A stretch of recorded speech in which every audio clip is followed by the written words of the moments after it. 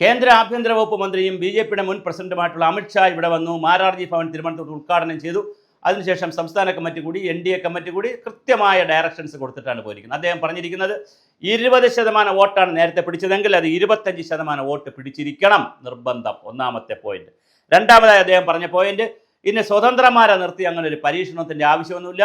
സ്വതന്ത്രന്മാർ നിൽക്കുകയാണെങ്കിലും സ്വതന്ത്രന്മാർ വേണ്ട എന്നുള്ള അഭിപ്രായമല്ല, പാർട്ടി ചിഹ്നത്തിൽ ആളുകൾ മത്സരിക്കണം, അല്ലാതെ സ്വതന്ത്ര ചിഹ്നത്തിലൊന്നും ആരെയും മത്സരിക്കണം. അതുകൊണ്ട് പാർട്ടി പ്രവർത്തകർ പരമാവധി മത്സരിക്കണം.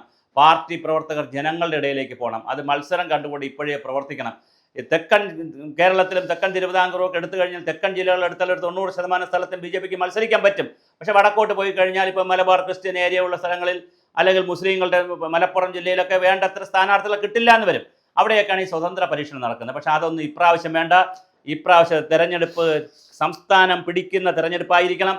അതുകൊണ്ട് നിർബന്ധമായി എല്ലാ പഞ്ചായത്ത് രാജ് സ്ഥാപനങ്ങളിലും എല്ലാ വാർഡുകളിലും BJPയുടെ ബാനറിൽ, BJPയുടെ കൊടിയിൽ, BJPയുടെ ചിഹ്നത്തിൽ, താമര ചിഹ്നത്തിൽ ആളുണ്ടാവണമെന്നാണ് അമിത്ഷായുടെ നിർദ്ദേശം.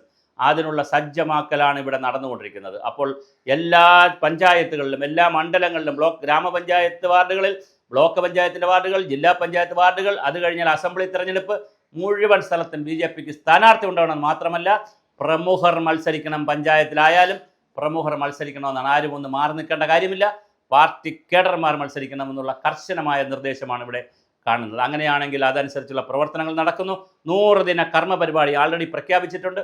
ആഗസ്റ്റ് 15 സ്വാഭിമാന റാലി പ്രഖ്യാപിച്ചിട്ടുണ്ട്.